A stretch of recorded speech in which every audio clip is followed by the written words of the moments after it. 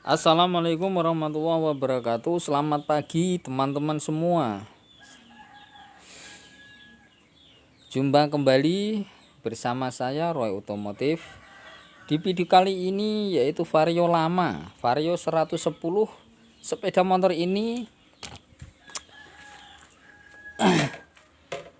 bila mesin hidup ya, itu cuman menggunakan baterai ya, sedangkan kalau baterainya ini dilepas, sepeda motor ini tidak bisa hidup atau tidak bisa nyala. Mesinnya tidak bisa nyala ya teman-teman. Karena apa? Karena pengaruhnya kalau ini dilepas, daya setrum sudah tidak bisa mengalir pada CDI ya, ke CDI. Dikarenakan ya, biasanya penyakit yang semacam ini bisa dikatakan atau bisa dikenali penyakitnya adalah pada regulator ini. Pada regulator ini ya teman-teman, regulator ini sudah tidak bisa mengaliri setrum.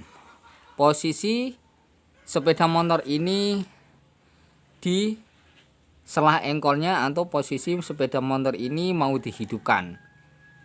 Kalau regulator ini tidak bisa dialiri setrum untuk menuju ke baterai sini ya, pasti sepeda motor ini tidak akan bisa hidup. Pasti tidak bisa hidup. Tapi kalau posisi aki ini masih ada setrumnya ya teman-teman, masih ada setrumnya, sepeda motor ini akan nyala. Karena apa? Karena dibantu oleh baterai ini. Sedangkan nanti kalau baterai ini atau aki ini setrumnya sudah habis ya, sudah tidak mengeluarkan setrum, pasti sepeda motor ini akan mati. Sepeda motor ini akan mati ya teman-teman. Karena apa? Karena regulator ini sudah tidak bisa dialiri setrum yang dari spool menuju ke baterai. Menuju ke baterai dan menuju ke CDI. Sedangkan kalau ini mati total dan regulator ini masih normal, bisa dialiri setrum, itu pasti masih bisa nyala sepeda motornya. Karena apa? Karena lewat regulator ini setrumnya bisa menyalur ke CDI gitu ya teman-teman. Makanya jangan salah paham ya, gitu. Mari kita coba kita tes. Mesinnya ini saya lepas yang jurusannya dari aki ya, dari aki ini sudah saya lepas. Sedangkan regulator ini masih terpasang. Ini masih terpasang seperti ini ya teman-teman, ini masih terpasang. Dan sedangkan kontaknya ini saya langsungkan pada pusatnya ya, sudah tidak lewat kontak. Ini kabel merah ini sudah saya gandengkan pada jalur menuju ke CDI. Ini sudah saya langsungkan. Oke, saya coba dulu, saya cek ya, saya engkol dulu mesinnya.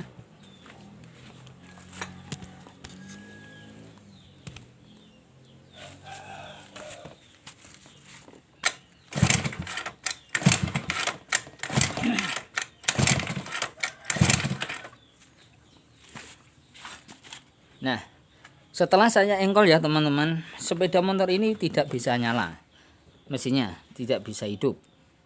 Sedangkan kalau saya pasang baterainya ini ya, saya pasang baut baterainya ini, sepeda motor ini nanti akan pasti nyala. Kita coba dulu saya pasang ya, biar teman-teman tahu lebih jelas cara kerjanya baterai dan regulator untuk menyalur ke titik pengapian sepeda motor Vario lama ini.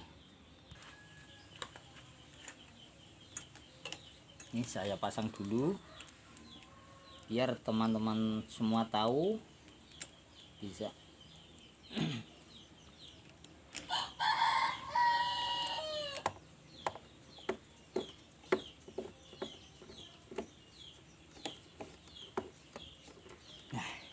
Ya teman-teman, ini sudah terpasang.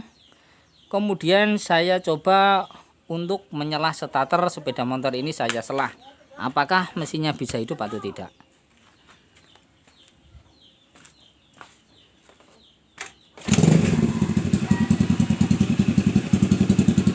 Oke ya teman-teman, motor ini langsung jereng ya. Motor ini saya selah 1 kali langsung normal, langsung jereng ya teman-teman. Kita coba untuk melepas kembali pada baterainya ini ya. Baut baterainya ini saya coba lepas, apakah masih kuat hidup atau tidak. Oke.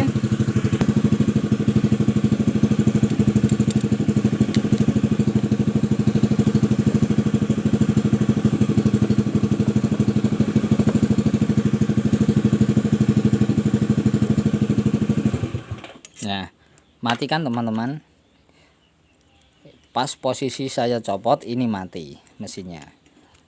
Nah, sedangkan pada regulator ini masih terpasang. Cop ya, soket-soketnya masih terpasang. Berarti ini ada kendala lain yang dari pengapian dari spool menuju pengisian baterai lewat regulator ini pasti ada yang mati. Kita coba regulatornya kita ganti yang baru ya. Kita ganti yang baru. Biarlah akinya ini masih terlepas, jangan usah dipasang. Apakah bisa hidup atau tidak? Itu ya teman-teman. Kita coba ganti regulatornya. Di sini saya mau mengganti regulator yaitu yang bawaan sepeda motor ya. Ini copotan asli dari Vario 110. Kita copot dulu.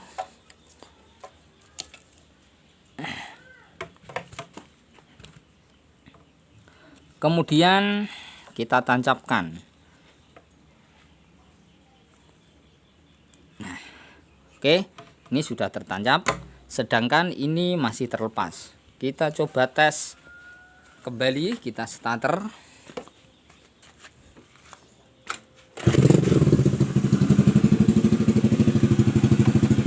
Nah, oke ya teman-teman, ini sepeda motor sepeda motor ini langsung hidup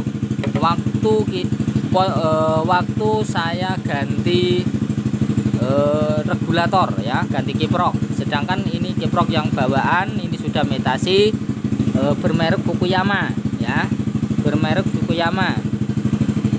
Berarti kiprok ini sudah tidak asli atau sudah pernah diganti. Nah, ini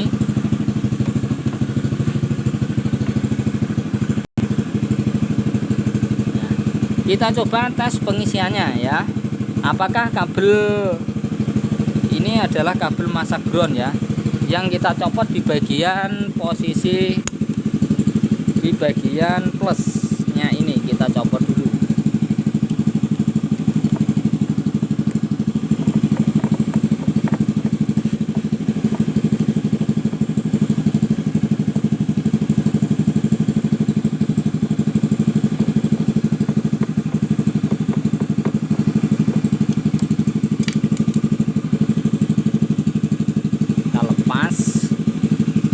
Kemudian kita konsletkan ke bodi.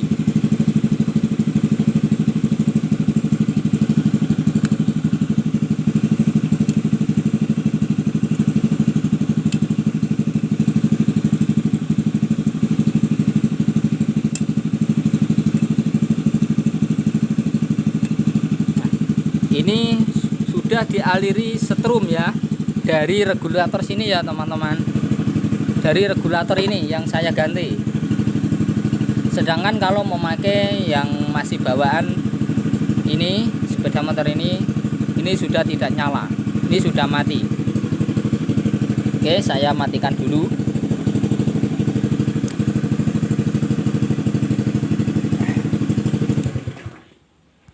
Nah, di sini sudah sangat jelas sekali, yaitu tata cara tentang pemeriksaan atau mencari jalur setrum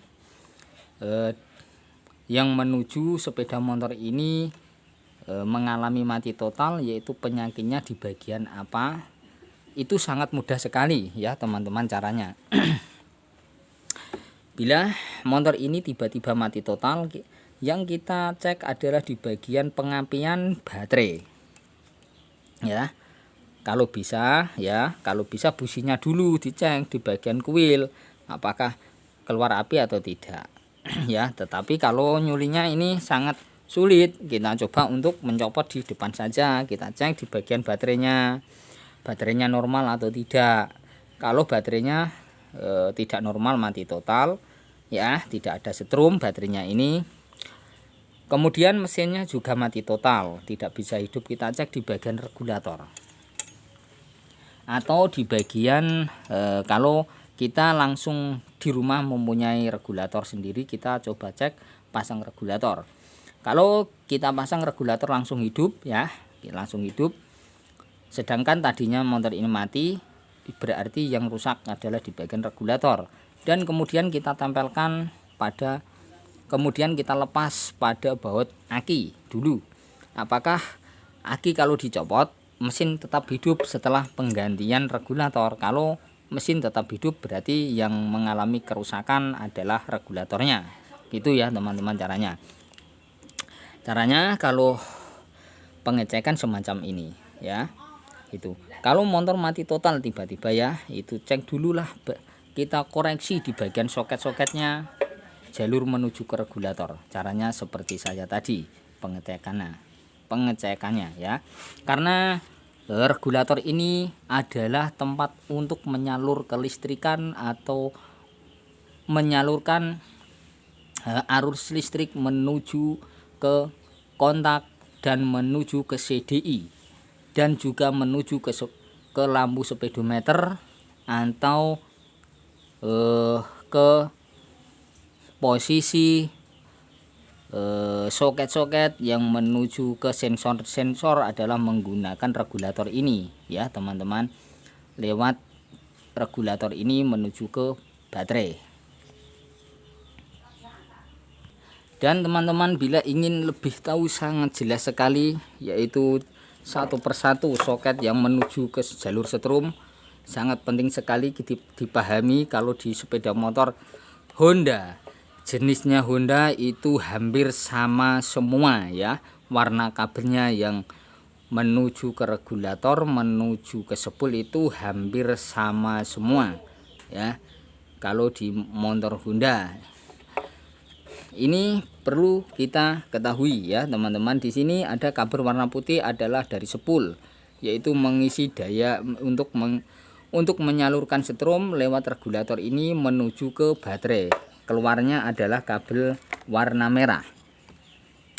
Nah, kabel warna merah ini harus bisa mengeluarkan setrum. Posisi mesin dihidupkan lewat disalurkan kabel putih ini lewat regulator ini mengeluarkan merah. Merah ini harus bisa membawa setrum untuk menuju ke kunci kontak, menyambung ke baterai sini untuk mengisi daya baterai, dan menyambung pada CDI gunanya untuk menghidupkan mesin, dan netral dan soket-soket yang menuju ke sensor di bawah mesin, ya, itu semua ada sensornya, itu semua itu menggandeng lewat setrum kabel merah ini. Dan kemudian yang kuning adalah kabel lampu. Yang kuning ini adalah menuju spool lampu. Kabel kuning ini menuju ke spool lampu. Gunanya masuk ke regulator ini untuk menghambat lampu besar supaya tidak putus bila posisi lampu besar dihidupkan dan digeber gasnya, ya. Dan yang hijau ini adalah masa ground body. Masa ground body ini jangan sampai putus atau dilepas. Kalau ini diputus atau dilepas, groundnya akan mudah panas, dan kemudian kalau tidak mudah panas biasanya lampunya akan cepat mati, ya, akan cepat mati total. Karena tidak ada penghambatan yang dari regulator menuju ke lampu besar. Itu, ya teman-teman semua, sudah sangat jelas sekali. Kalau sudah diganti regulator, kalau regulatornya mati atau kiproknya mati, jangan lupa posisikan mesin dihidupkan kabel merah ini harus dites setrumnya atau dikonsletkan pada bodi secepatnya, jangan sampai ditempelkan terus. Kalau mengeluarkan setrum atau sudah ngeceret ya, sudah mengeluarkan setrum, posisi dikonsletkan, berarti ini ada penyambungan setrum yang dari regulator sini, regulator ini lewat kabel merah ini lewat kabel merah ini yang mengisi daya baterai, sudah ada setrum, sudah dialiri setrum, tinggal pasang. Kalau kabel yang menempel pada aki ini tidak bisa dialiri setrum, alias setrumnya tidak ada, pasti akinya tidak akan bisa nyala atau tidak bisa hidup, akan cepat mati dan cepat tekor ya, karena tidak ada pengisian setrum yang menuju ke dalam baterai. Gitu ya teman-teman semua, kukira ini sudah sangat jelas sekali tentang penjelasan saya tentang untuk mengatasi atau pengecekan pada sepeda motor vario lama yang kebetulan sekali mengalami mati mesin atau mesinnya tidak bisa hidup, posisi dibuat perjalanan atau posisi waktu dihidupkan, tidak ada setrum yang mengalir. Caranya pengetesan seperti saya tadi, saya sudah peragakan sedikit demi sedikit, tetapi kukira ini sangat jelas sekali. Oke, terima kasih pada teman-teman semua yang sudah menyaksikan video saya. Apabila perkataan saya atau tentang cara penyotingan atau pembuatan video yang sudah saya tayangkan yang sudah teman-teman tonton masih ada yang kurang pas, kurang bagus ya, atau segi perkataan saya atau penjelasan saya kurang marem ya, kurang pas atau kurang jelas atau kurang mantap dirasakan, saya minta maaf pada seluruh penonton yang sudah melihat video saya.